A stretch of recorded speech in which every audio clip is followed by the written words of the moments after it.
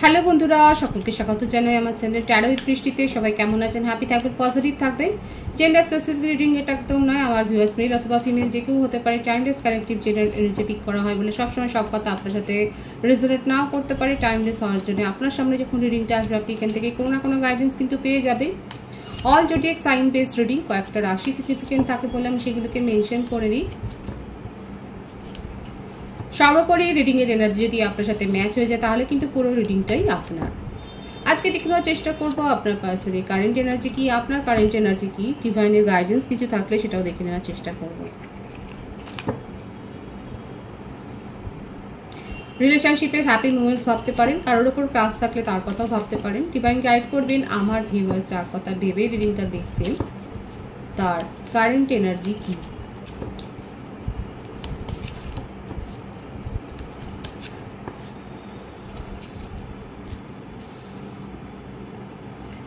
Nine of Wands,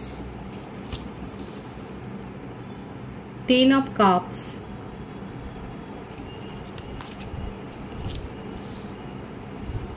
Princess of Cups,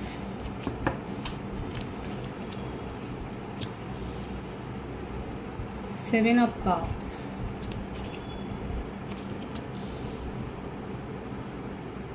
Eight of Swords,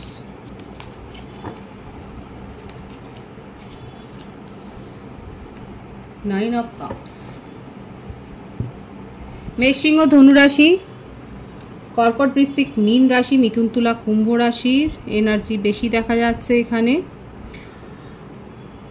9, 10, 8, 7 সিনক্রোনিসিটি আছে। এই birth ডেটগুলো বেশি দেখা যাচ্ছে। 27, 18, 28, 10, 11, 26, 18, 27 বলেছি। এই বার্থ ডেটগুলো দেখা যাচ্ছে। ভাইস ভার্সা হতে পারে, এটা আপনারও হতে পারে। September, October, November, December, August, July, June, March, April, May এই মাসগুলো দেখা যাচ্ছে। ভাইস ভার্সা হতে পারে, এটা আপনারও হতে পারে। নেম ইনিশিয়াল যদি বলি, এন ও F, W, D, A, E, C, U, G, I, H, T, E, V. V দিয়ে কার নাম আছে অবশ্যই বলবেন। এই নেম ইনিশিয়ালগুলো বেশি দেখা যাচ্ছে। দেখুন, যেটা আসল দেখা যাচ্ছে বেশি, আপনার পার্টনার ভীষণ ভয় পেয়েছে। একটা ইম্যাচিউর এনার্জি। বয়স বাড়লেই কারোর ম্যাচুরিটি আসে না, এখানে দেখা যাচ্ছে আপনার পার্সন ভয় পেয়েছে কারণ ওনার কাছে অনেক চয়েস ছিল যেগুলোকে এক্সপ্লোর করতে গিয়ে ওনার অবস্থা খারাপ হয়ে গেছে। একটার পর একটা রিলেশনশিপ উনি এক্সপ্লোর করেছেন, মুভ অন করেছেন, কিন্তু কোথাও গিয়ে মনের শান্তি পাচ্ছেন না। ওনার মনে হচ্ছে ওনার মনের ডিজায়ার, ওনার মনের স্যাটিসফ্যাকশন নেই, পিস অফ মাইন্ড কোথাও হারিয়ে ফেলেছেন, সব চুলের ধরে গেছে। আপনার পার্সন এখন নিজেকে ভীষণ লোনলি ফিল করছেন, একাকে ফিল করছেন। ওনার মনে হচ্ছে ওনার চারপাশে কেউ নেই, নিজেকে ডিফেন্ড করার কেউ নেই, নিজেকে প্রোটেক্ট করার কেউ নেই, তার কথা শোনার কেউ নেই। এত বেশি ইমোশনাল হয়ে রয়েছে, মানে ইমোশনে ভর্তি। নিজের জীবনে ক্ল্যারিটি নেই। কি করে পাবেন? যদি একটার পর একটা রিলেশনশিপ উনি এভাবে নিজের জীবনে এনজয় করেন, একটাকে ধরেছেন একটাকে ছেড়েছে, একটাকে ধরেছে একটাকে ছেড়েছে, এরকমভাবে যদি যান, তার যাত্রাপথ যদি এরকম হয়, তাহলে কি যেটা চাইছেন উনি নিজের জীবনের ইচ্ছা ডিজায়ারগুলোকে পূর্ণ করা, সেটা কি পূর্ণ হয়? আপনারা কি মনে করেন? হয় না।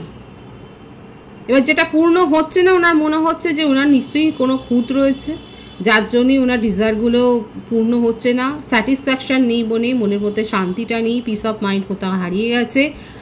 মনের মধ্যে এত ইমোশন রয়েছে, কাঁদবার জন্য মন ছটপট করছে, কিন্তু কাঁদবার কেউ নেই। কারোর ঘাড়ে মাথা রেখে যে উনি কাঁদবেন, মনের কথা উজাড় করে বলবেন, কেউ শোনার নেই, কারণ ঠকবাজতে গা উজাড় করে দিয়েছে। কেউই উনাকে আর বিশ্বাস করছে না। উনি যেহেতু একটার পর একটা রিলেশনশিপ জামা কাপড়ের মতো পাল্টান, সেই জন্য কাউকে যদি বলতেও যান জানিস তো এর সাথে এই হয়েছে, সে শুনবার মতো মুডে নেই। আপনার পার্টনারের ক্ষেত্রে কিন্তু এটাই দেখা যাচ্ছে। ওনার অবস্থাটা এখন এটাই হয়েছে যে এত বেশি ট্রাস্ট ইস্যু উনি তৈরি করেছেন রিলেশনশিপে, ওনাকে শোনবার মতো কেউ নেই। হয়তো কোথাও গিয়ে ওনার হার্টব্রেকটা হয়েছে। আর এই হার্টব্রেকটা হয়েছে আপনার কাছে, কারণ আপনি এই মানুষটাকে আর পাত্তা দিচ্ছেন না।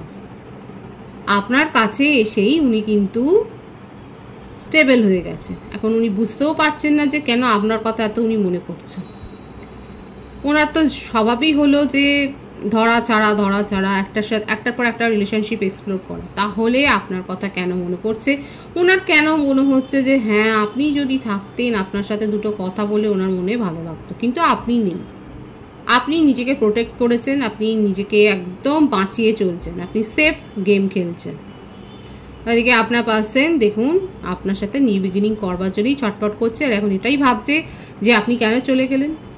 আপনি কি এমন জানেন ওনার সম্বন্ধে যে আপনি ওনাকে কেয়ার করছেন না? আপনি তো ওনাকে যথেষ্ট কেয়ার করতেন, আপনার মধ্যে একটা মাদারলি নেচার ছিল যেটাকে উনি মিস করছেন।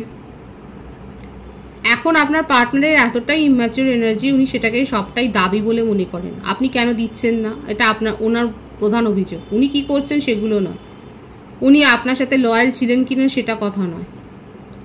কথাটা হচ্ছে যে আপনি কেন চলে গেলেন। আপনার সাথে উনি সেইভাবে রিলেশনশিপে থাকুক বা না থাকুক, আপনি তো ওনাকে কেয়ার করতেন, আপনি তো ওনাকে প্যাম্পার করতেন। এইটা কেন, এটা হচ্ছে ওনার দাবি আপনার কাছে, যে আপনি কেন এগুলো দেবেন না। যারা যারা এই দাবি মানবেন তারা অবশ্যই বলবে। এখানে দেখা যাচ্ছে আপনার পার্টনার এই দাবিগুলো করছে, এটা ন্যায়সঙ্গত না অযুক্তিগত সেটা আপনি বলবেন অবশ্যই। ওনার মনে হচ্ছে এটাই, মনের শান্তিটা নেই, কারণ আপনি ওনাকে আর পাত্তা দিচ্ছেন, আপনি ইগনোর করে বেরিয়ে গেছেন। আরও ভয়টা না এটাই যে আপনি ওনার জীবনে আর ফিরবেন না, ওনার কথা বলার লোকটা হারিয়ে গেল। উনি তো এত কিছু করতেন, আপনার সাথে তো শেয়ার তো করতেন। কাকে বলবেন, কার কাছে কাঁদবেন, কার কাছে পরের নামে নিন্দাটা করবেন? নিজে কি করছে সেটা নয়, পরনিন্দাটা করবে কার কাছে, গসিপ কার কাছে করবে, কার কাছে এত ভালো সাজবেন যে উনি সব থেকে ভালো দুনিয়ার লোক, তার সাথে এত চিট করেছে।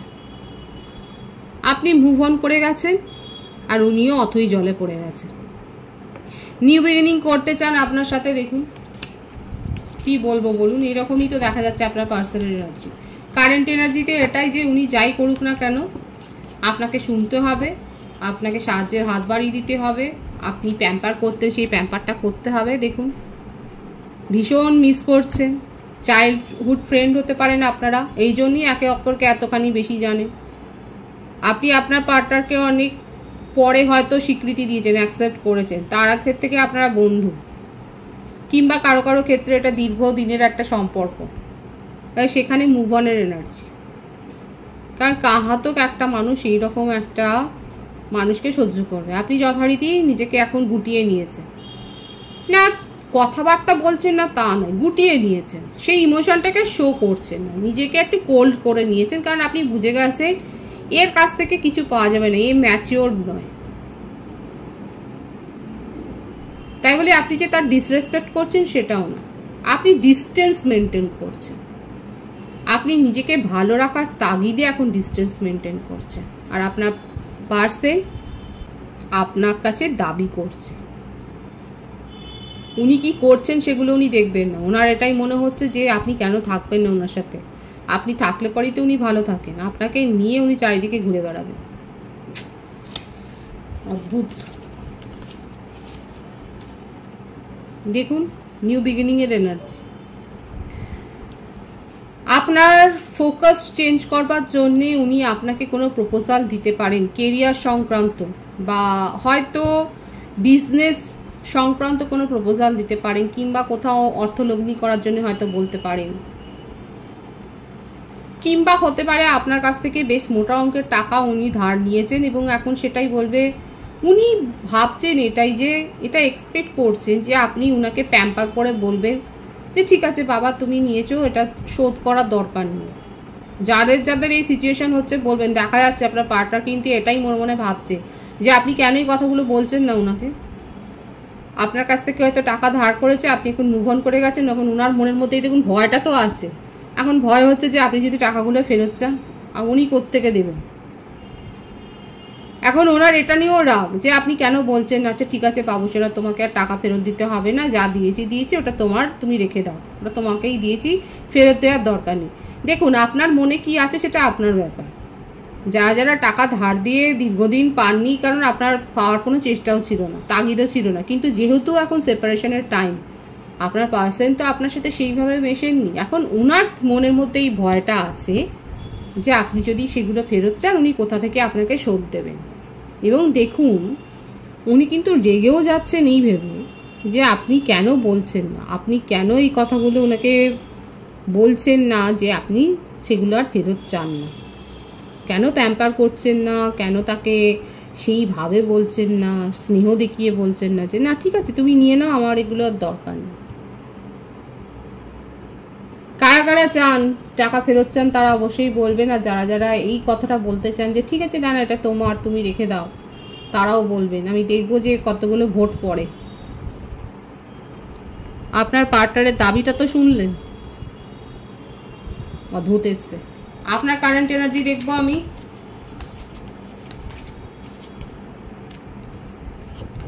The hierophant, the chariot, Knight of Swords, Princess of Pentacles, Ten of Wands। এই সম্পর্কের বোঝা বইতে বইতে আপনি একদম ফেড আপ হয়ে গেছে। আপনি নিজের জীবনে স্টেবিলিটিটা চাইছেন এবং একটা স্ট্রং কমিটমেন্ট আপনি এক্সপেক্ট করছেন, আর আপনি খুব ভালো করে বুঝে গেছেন এই মানুষটা আপনাকে সেগুলো কিচ্ছু দিতে পারবে না। আপনি মুভ করে গেছেন, এই মুভ অনের এনার্জিটা আপনার থেকেই বেশি স্ট্রং। ক্লান্ত হয়ে গেছেন আপনার পার্সোনাল এই খামখেয়ালি পোনার জন্য। আপনি নিজের ওপর ফোকাসড হয়েছেন, নিজের লুকসের ওপর ফোকাসড হয়েছে, নিজের পছন্দ অপছন্দের ওপর ফোকাসড হয়েছেন।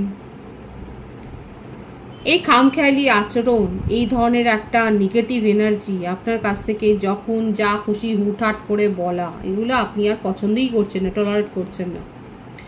আপনার মধ্যে যথেষ্ট পরিবর্তন হয়েছে, আপনার পার্সনের এত ইগো মানতে আপনি রাজি নন। আপনার যে রাশি দেখা যাচ্ছে সেটা হচ্ছে বৃষভ রাশি, কর্কট রাশি, মিথুন তুলা কুম্ভ রাশি, বৃষভ কন্যা মকর রাশি, মেষিংহ ধনু রাশি, প্রত্যেকটা রাশি এসে গেছে। বার্থ মান্থ হচ্ছে May, July, October, January, November, December, June. Date of birth হচ্ছে 5, 7, 10, 28, এগুলো বেশি দেখা যাচ্ছে। আপনাদের মধ্যে অনেক বেশি দেখা যাচ্ছে আপনারা অনেক বেশি নিজেদেরকে হিল করেছেন, নিজেদের মধ্যে পজিটিভ এনার্জিকে গ্রো করেছেন। কারো কারো ক্ষেত্রে খুব ভালো কোনো প্রপোজাল এসছে আপনার কাছে, পার্সোনাল লাইফের ক্ষেত্রে আমি বলছি। মোটমাট আপনি নিজের জীবনে এগিয়ে গেছেন, আপনি এই রকমভাবে বোঝা বইতে রাজি নন, নিজের জীবনকে আমূল পরিবর্তন করেছেন এবং এটাকে, এই সত্যটাকে মেনে নিতে শিখেছেন যে এই মানুষটা এরকমই, এই মানুষটার সাথে ব্রেকআপ হবে না, মুভ অন করতে চাইলেও হবে না, কারণ ঝড়ের মতো আবার এসে আপনার জীবনকে তছনছ করে ফেলার মানে পুরোপুরি দায়িত্ব নিয়ে সেটা উনি করবেন। কিন্তু আপনি নিজেকে এখন প্রোটেক্ট করতে শিখে গেছেন, আপনি এখন সামলাতে শিখে গেছেন যে আসবে কিছু বলবে আবার চলে যাবে, কারণ এর স্বভাবই হলো সেইটা, টেকবার মতো মানুষ নয়। আপনার কারেন্ট এনার্জিতে আপনি ভীষণ কনফিডেন্স দেখা যাচ্ছে, তবে ওভার কনফিডেন্স মোটেই নয়, আত্মবিশ্বাসী, নিজেকে পাওয়ারফুল করে ফেলেছেন, স্ট্রং অ্যাটিটিউড আপনার। নিজের জীবনে অনেকে দেখা যাচ্ছে নতুন করে প্রপোজাল অ্যাকসেপ্ট করেছেন যেখানে স্টেবিলিটি আছে। নিজের ইগোকে আপনি মেনটেন করছেন, নিজের সেলফ রেসপেক্টকে মেনটেন করছেন এবং আপনি এই ঝড়কে সামলাতে প্রস্তুত, আপনি সামলাতে শিখে গেছেন।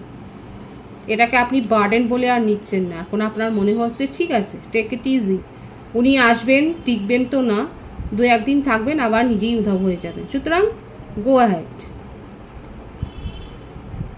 আপনার মনের কথা হচ্ছে গো অ্যাজ ইউ লাইক। সুতরাং আপনার কারেন্ট এনার্জিতে এটাই দেখা যাচ্ছে যে আপনি নিজেকে স্ট্রং করে ফেলেছেন এবং এই রকম টক্সিক এনার্জিকে সামলাতে আপনি শিখে গেছেন। ডিভাইনের গাইডেন্সটা দেখে নেব।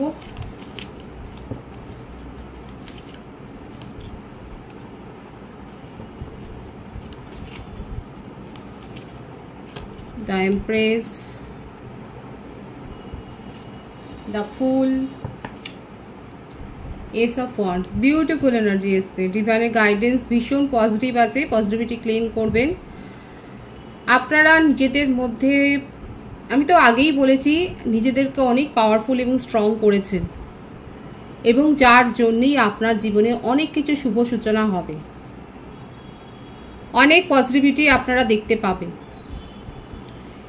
নিজের জীবনে। নতুন করে আপনারা অনেকে হয়তো শুরু করেছেন, দেখুন নতুনভাবে নিজের জীবনকে, নিজের কেরিয়ারকে, নিজের পার্সোনাল লাইফকে গোছানোর জন্য আপনারা সুযোগ যেমন পাবেন, মানে নতুন নিউ অ্যাডভেঞ্চার, এটা আপনারা ফিল করার মতো জায়গায় নিজেকে নিয়ে গেছেন, কারণ আপনারা নিজেদেরকে এতটাই পজিটিভলি গ্রো করেছেন, ভীষণভাবে পাওয়ারফুল করেছেন নিজেদেরকে, সেটাই দেখা যাচ্ছে।